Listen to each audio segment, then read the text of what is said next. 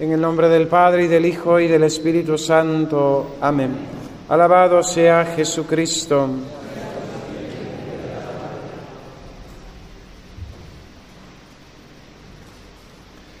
Jesús llora al contemplar la ciudad santa.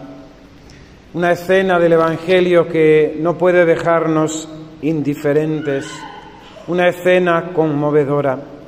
El mismo Hijo de Dios, el Redentor del mundo, ante la visión de la ciudad santa, llora por ella y pronuncia esas palabras: ojalá conocieras mi hora, pero no has sabido reconocer aquello que te trae la paz. Jesús ama a su pueblo y por ello se duele y llora ante la cerrazón de su inteligencia y la dureza de su corazón, para reconocerle a Él como Mesías, como el Salvador prometido. Pero las lágrimas de Jesús no se delimitan a sus contemporáneos ni a aquella ciudad que es figura del alma del cristiano, del alma de los hombres, y amada a la santidad y a la salvación, al cielo. Jesús llora, y llora amargamente, no solamente por aquellos que habitaban en su tiempo en la ciudad santa, sino que llora por cada uno de los hombres, por cada uno de los hombres que, alejados de Él, viven enfagados en el pecado, viven obstinados en sus culpas, viven cerrados a la luz y a la gracia del Evangelio. Jesús llora por estas almas, Jesús llora por estos hombres, porque en definitiva su término es la condenación eterna, manifestada en esas palabras de la misma destrucción de Jerusalén que tendrá lugar con el general Tito, que destruirá la ciudad, la arrasará completamente. Y así, manifestada esta destrucción física de la ciudad, podemos entender también lo que es la condenación eterna de un alma. Jesús llora para que nosotros aprendamos a llorar nuestros pecados, porque sin verdadero dolor de ellos no podemos obtener el perdón de Dios. Recordemos como una de las 5 condiciones que la Iglesia nos exige para confesar bien es esta: el dolor de los pecados. Examen de conciencia, dolor de los pecados. Decir los pecados al confesor, propósito de la enmienda. Y hemos de tener este verdadero dolor de los pecados. Le llamamos contrición, le llamamos arrepentimiento. El Concilio de Trento, siguiendo a Santo Tomás de Aquino, afirma que el dolor de los pecados es un dolor del alma que lleva consigo la detestación del pecado cometido, con propósito de no pecar en adelante. Por tanto, esta contrición, este dolor de los pecados lleva por un lado la detestación, el odio al pecado cometido, y por otro el propósito de enmienda, de no volver a pecar. Sin este dolor no hay posibilidad de perdón de Dios. Por el pecado nos apartamos de Dios y nos dirigimos hacia el mal. Por esto mismo hemos de es necesario descorrer el camino que hemos emprendido con el pecado para volver a Dios, detestando el mal cometido contra sus mandamientos. No nos sirve simplemente el cambio de criterio, no es simplemente una revisión de vida desde un punto de vista humano, ni simplemente hemos de arrepentirnos por una cuestión, vamos a decir, material o humana, sino que este dolor, este arrepentimiento, ha de tener una raíz sobrenatural. No sirve simplemente el darnos cuenta de que lo que hemos hecho es algo feo, algo malo.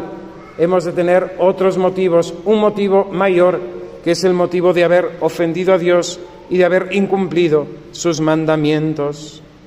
San Ambrosio escribía: el pecado no se quita, sino es con lágrimas y con penitencia. Jesús llora para que nosotros lloremos nuestros pecados. Y como le dijo a las mujeres que se condolían del camino del Calvario, Jesús nos dice hoy también a cada uno de nosotros: no lloréis por mí, llorad más bien por vosotros y por vuestros hijos, pues si esto hacen con el leño verde, con el seco, ¿qué se hará? En el dolor de los pecados hemos de distinguir la contrición perfecta y aquella que llamamos contrición imperfecta, que es la atrición. La primera, la contrición perfecta, se hace por amor de Dios, por haber ofendido su bondad. Así lo expresa bellamente el acto de contrición de tradición hispana.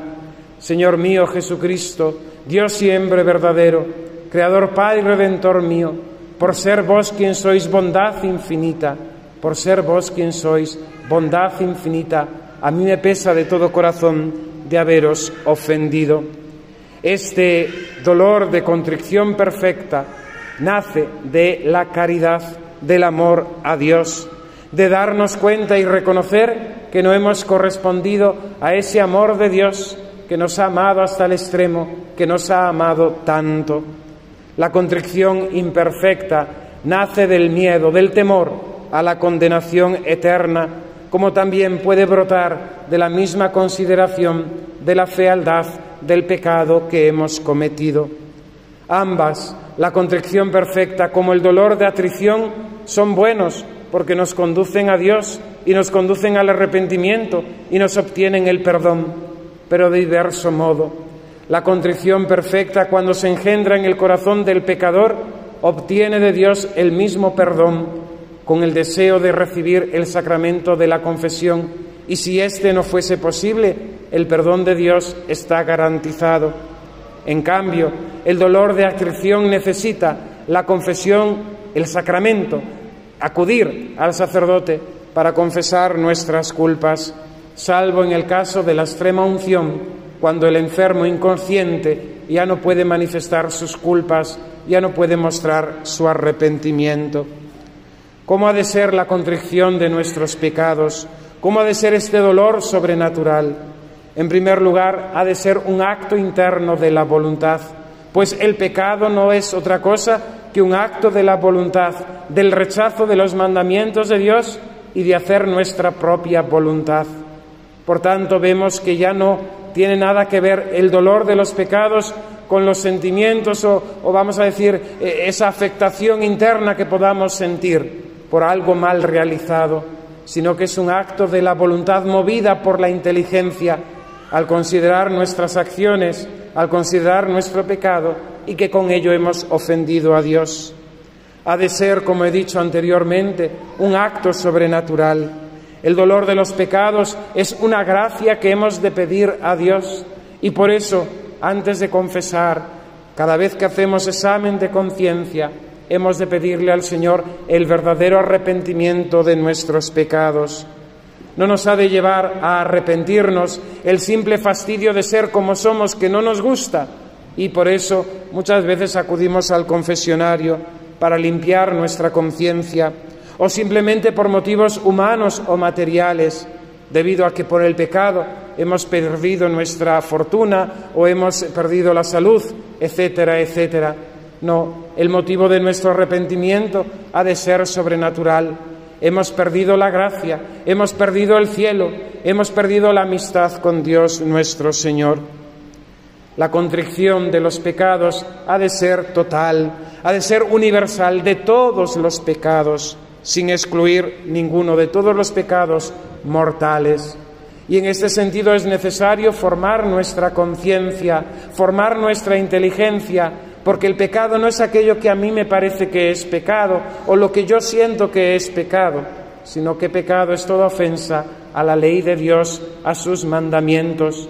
Por eso es tan necesaria también para los fieles la formación en la moral cristiana, porque muchas veces la falta de formación, la falta también de instrucción por parte de los ministros de la Iglesia nos lleva a vivir en pecado sin darnos cuenta de que estamos ofendiendo a Dios.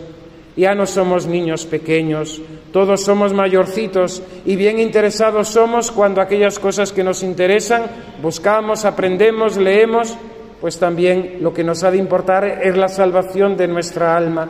y por tanto hemos de tener esta formación moral necesaria para distinguir los pecados, para distinguir también su gravedad y para poder confesar verdaderamente y no ser así un día acusados por Dios nuestro Señor de haber sido negligentes, de no haber administrado bien los bienes que el Señor nos ha dado.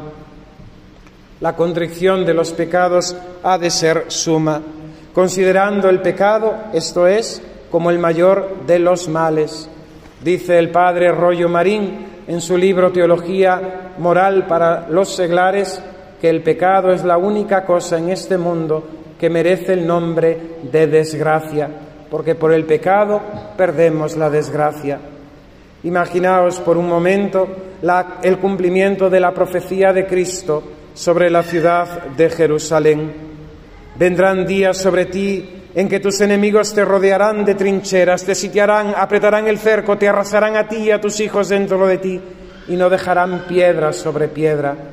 Imaginémonos por un momento la devastación de esa ciudad santa, pues eso es lo que ocurre, peor todavía, en nuestra alma cuando cometemos un pecado mortal. La contrición no tiene por qué manifestarse en manifestaciones sensibles. Es un acto interno de la voluntad movida por la inteligencia. El que se arrepiente verdaderamente, aun no sintiendo nada sensiblemente, puede acudir a confesarse tranquilamente para recibir el perdón de los pecados. Pero sin verdadero dolor de los pecados, la confesión se convierte en sacrílega. En caso de los pecados veniales, simplemente una confesión nula. Pero en caso de no haber arrepentimiento de los pecados mortales y acudir a la confesión, no solamente no se nos perdonan los pecados, sino que cometemos un grave sacrilegio. Es más frecuente esto de lo que pensamos. Muchas veces las confesiones llevadas por la rutina, por la costumbre, incluso por esa satisfacción interior de querer cumplir externamente. Muchas veces el no poner los medios necesarios para evitar las ocasiones próximas, como también no poner los medios para no recaer en las culpas. El dolor de los pecados es distinto al remordimiento. No todos los que sienten remordimiento tienen verdadero dolor y acuden a la confesión. San Carlos Borromeo invitaba para excitar en el corazón, en la voluntad, un verdadero arrepentimiento, 3 pensamientos. Cuando queremos tener verdadero dolor de los pecados, hemos de pensar primero en el cielo, que es la herencia que Dios promete a aquellos que guardan sus mandamientos y que nosotros por el pecado hemos perdido, hemos desechado, hemos renunciado a ello. El infierno como consecuencia natural de nuestro pecado, pues el pecado necesita ser castigado, como el crimen ha de ser también juzgado y la pena ha de ser impuesta. Hemos de considerar el cielo como el premio que Dios nos promete, el infierno como la consecuencia a nuestra desobediencia. Y finalmente hemos de considerar la verdad, el misterio de la muerte del Hijo de Dios en el Calvario por nuestros pecados, para el perdón de nuestros pecados. Pensar en el cielo, pensar en el infierno, pensar en Cristo crucificado en el Calvario, ha de llevarnos a tener este verdadero dolor de los pecados y acudir al sacramento de la confesión con verdadero arrepentimiento. Pidamos llorar nuestros pecados y obtener así el perdón de ellos. Termino con un breve pensamiento de una homilía, de un sermón del santo cura de Ars. Nada nos consuela tanto en nuestra vida y nos conforta en la hora de la muerte como las lágrimas que hemos derramado por nuestros pecados, el dolor y que por los mismos hemos experimentado y las penitencias a las que nos hemos entregado para expiarlos. Si no queréis que Dios os castigue, castigaos vosotros mismos. Que así sea. En el nombre del Padre, y del Hijo, y del Espíritu Santo. Amén.